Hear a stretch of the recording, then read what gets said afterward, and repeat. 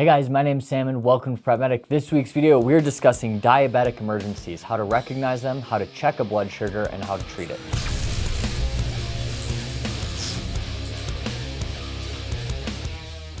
This week's video is sponsored by Medical Gear Outfitters. Medical Gear Outfitters is a family-owned medical supply company out on the East Coast. Whether you're looking for a pre-built kit that's plug and play, or you want to build your own, they have something for everyone. They've got great customer service and it's owned by Skinny Medic. So if you want to support a fellow paramedic, somebody that's been on this platform for a long time, you can go check them out. Link in the description. Let's get back to the video. Diabetes is a disease suffered by millions of people worldwide, and you have a pretty high chance of coming across somebody suffering from a diabetic emergency at some point in your life. So like I just said, this week's video, we're gonna go through how to assess a patient with diabetes, identify a diabetic issue, including checking a blood sugar, and then treating whatever might be going on. So while this will largely be a layman's explanation of diabetes, we do have to talk a little bit about the disease process itself. Now, keep in mind, there are a ton of different categories of diabetes beyond just type 1, type 2. Even within those two types of diabetes, there are a lot of subcategories and treatments are largely individualized per the patient. So take everything I'm saying and just understand there are exceptions to any rule I tell you. Now, diabetes essentially is the pancreas's inability to produce insulin. This can be from a variety of different reasons. And like I just said, you have two main types of diabetes we're dealing with, type 1 and type 2. Now, type 1 diabetes is the patient's pancreas cannot produce any insulin and they have to supplement with that in the form of an injection regularly. I remember this because one looks like a needle, therefore they're using a needle to inject it. That's just the little thing that works for my brain. Please feel free to use whatever works for you. Now, type 2 diabetes means that the patient's pancreas does produce a little bit of insulin, but not enough to regulate blood sugar and utilize the glucose within their vasculature. Like I just implied, insulin is a chemical that allows the body to utilize glucose. It allows the cells to bring in our blood glucose and turn that into energy. Now, a lot of our organs can go without a glucose supply for a prolonged period of time. However, certain organs, notably the brain, needs a constant supply of glucose to maintain cognitive function.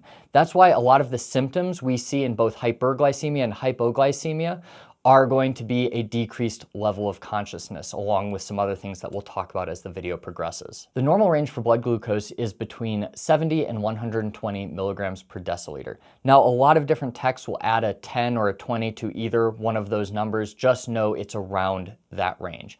This means that anything over 120 milligrams per deciliter is going to be considered hyperglycemia. That's too much blood glucose. And anything under 70 milligrams per deciliter is going to be considered hypoglycemia. Generally speaking, a patient that has numbers slightly above normal or below normal is not going to have hyperacute findings. And we are talking about the acute setting and diabetic emergencies that you as a layperson can intervene on.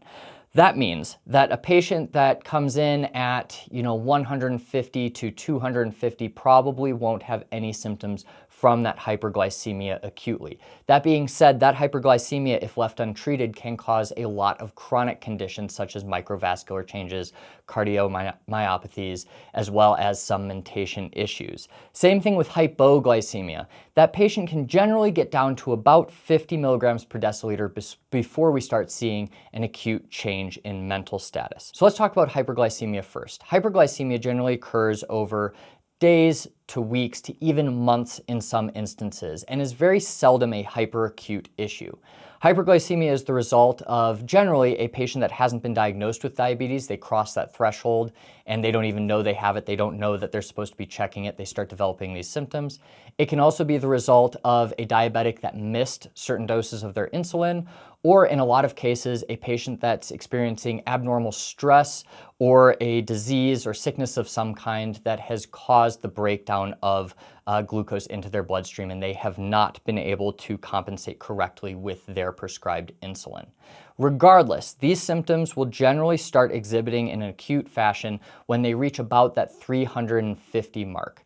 Now, at 350 milligrams per deciliter in a type 1 diabetic, we usually get into what's known as DKA, diabetic ketoacidosis. While this is most common in a type 1 diabetic, it can occur in a type 2 diabetic as well. Like I said, just a little less common. So in these patients, they're going to start exhibiting a rapid rate of breathing. Now, these are generally called Cheyne-Stokes respirations, and it's the body's means of buffering that acidosis that is developing. They're buffering it by breathing out all the CO2 they have. You'll also see polyuria, so they're going to pee a lot, polydyspnea, where they're going to be drinking a lot, and this is essentially a osmotic shift in the patient's body where a lot of the water is being excreted, leaving them very, very dehydrated. No matter how much they drink, they can't replete themselves. They'll oftentimes be hot and flushed, and if you have an end-tidal CO2, it will oftentimes read low because once again, they're buffering for that acidosis. As hyperglycemia and DKA progress, you will get an altered level of consciousness where the patient will become confused and eventually they will be unresponsive. I will tell you, in my 13-ish years as a paramedic, I have never seen a patient totally unresponsive from hyperglycemia. When the blood sugar is increased above that 600 mark, we get into what's known as a hyperosmolar hyperglycemic state, or hyperosmolar hyperglycemic coma.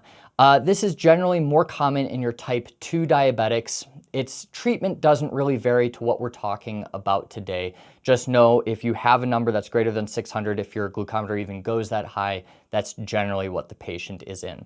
The personal highest I have ever seen a patient in is about 1,200 milligrams per deciliter, which is an astronomical number. I'm sure there are some nurses, ICU nurses in the comments that can tell me they've seen much, much higher than that. So our treatment in the pre-hospital environment for hyperglycemic patients is relatively limited. Like I just said, these patients are very dehydrated, so oftentimes a fluid bolus is necessary for them. With kids, we'll usually give 10 mLs per kilogram and just monitor for cerebral edema or pulmonary edema. And with adults, they'll usually get 1 liter to 1.5 liters before an insulin therapy is started.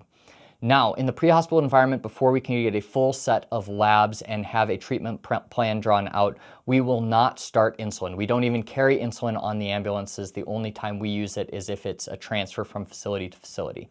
And this is because with an acidotic state, we have some transverse relationships with things like potassium.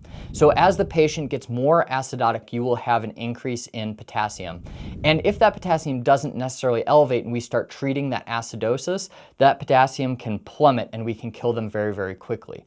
Similarly, when we start messing with the osmolality of the patient's body, we can cause fluid shifts into the cranial vault, which can result in severe cerebral edema if we correct it too fast. So when we're correcting this, we do it very slowly, very methodically, and we have a chart with the insulin and the slow drip insulin we're giving, and we titrate that every hour on the hour to make sure we're dropping it at a correct rate. All of that is to say is we don't treat hyperglycemic patients very aggressively in the pre-hospital environment. Luckily, this is not a hyperacute situation. You can go the route of rehydration as you're getting them to definitive care. Just be aware that the potential for pulmonary and cerebral edema is there, and you should be monitoring them for difficulty breathing or a decreased level of consciousness. Let's talk about the opposite end of the spectrum, hypoglycemia. This is much more acute, and unlike hyperglycemia, we can actually do a lot in the pre-hospital environment, so it's not just going to be a buzzkill, I promise.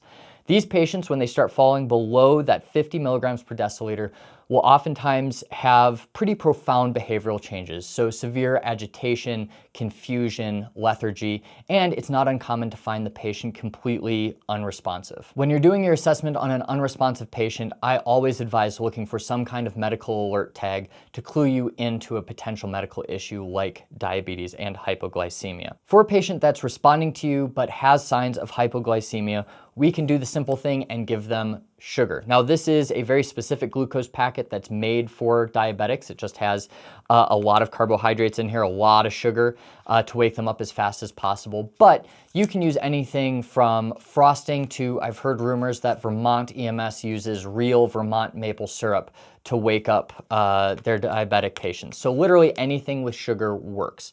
I will say something that's a little bit more viscous will be a little bit more effective for your patients. So you can have them just eat a packet like this. You can have them eat a spoonful of sugar. It's going to work. But a faster route of absorption is to give it buccally. So what I'll do for these patients is I'll actually squeeze it in their gum, just like they're chewing some tobacco, and I'll put that all around their gum. That is a buccal route of absorption, and it's a little bit faster than just eating it. Eventually they'll eat it, and then the rest of it will be absorbed in the stomach and the intestines. This is generally only prescribed for a patient that is responding to you, that can protect their own airway. In a pinch, however, if you have somebody that's unresponsive, now keep in mind this isn't official recommendation. This is something that a lot of people will tell you not to do. I have known providers to take a little bit of this, put this on their finger and just start rubbing it on their gums. Just be aware of the potential of aspiration and be very, very safe with that patient. Once again, not recommending you to do it. So that's your oral glucose. Now, dose is kind of irrelevant. You're going to do this until they wake up. This is a 15-gram packet, which is pretty standard. If this is all you have, give them the 50 grams. Just know that it will take time for them to wake up. Usually, you'll see significant improvement after 30 to 45 minutes with these patients. It can be longer. So it can be a relatively frustrating time to just wait for these patients to wake up. So if the patient is unresponsive, you can go a couple different routes. Most diabetic patients will get prescribed a glucagon injection. This is a special formulation that basically goes in an IM injection, intramuscular injection, that will start releasing stores of glucose from the liver. So a patient that is not routinely malnourished, this is going to work very well on, and lay people can be trained to do it.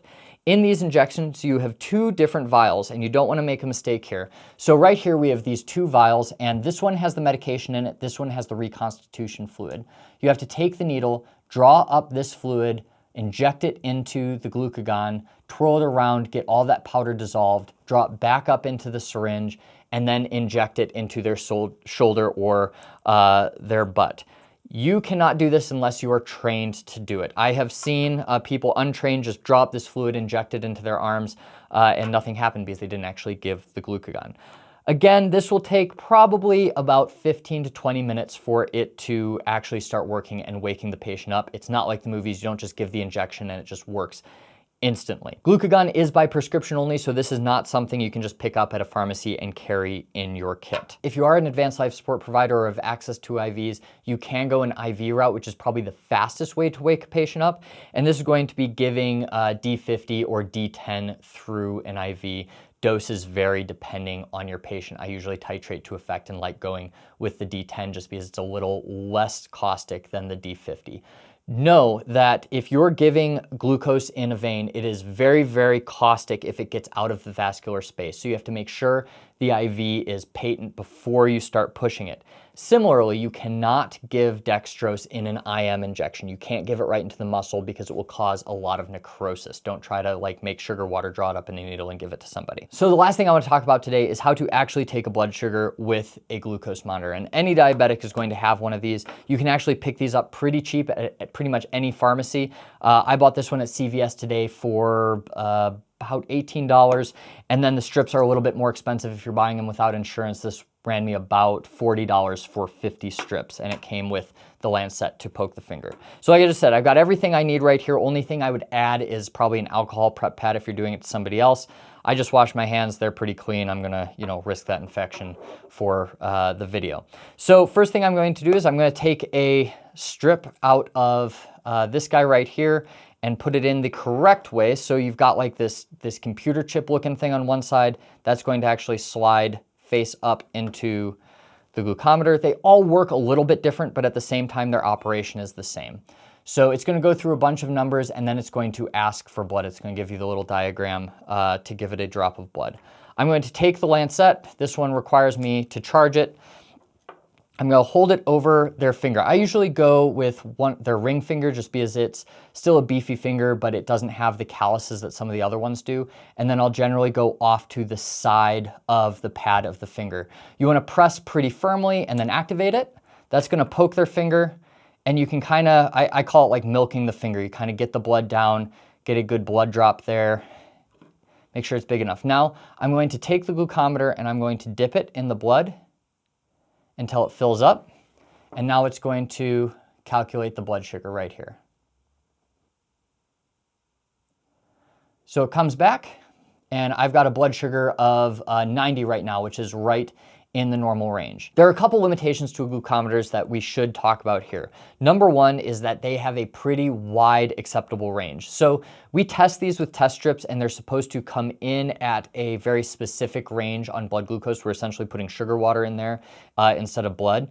And the number one test solution has a viable range between 21 and 51 milligrams per deciliter, which means this has a potential error rate of about 30 milligrams per deciliter. That's the difference between the patient being, 80 and potentially being 50.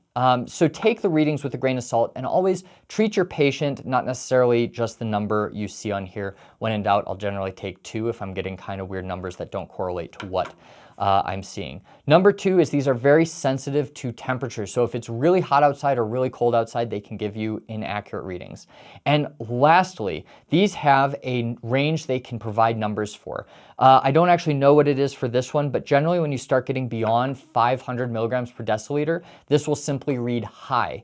If you go much below 30, generally this will just read low. So like everything, just know your limitations and know how to work around them. I hope this video is helpful and not too confusing. If you have any questions, leave them in the comments down below, and I will see you next week.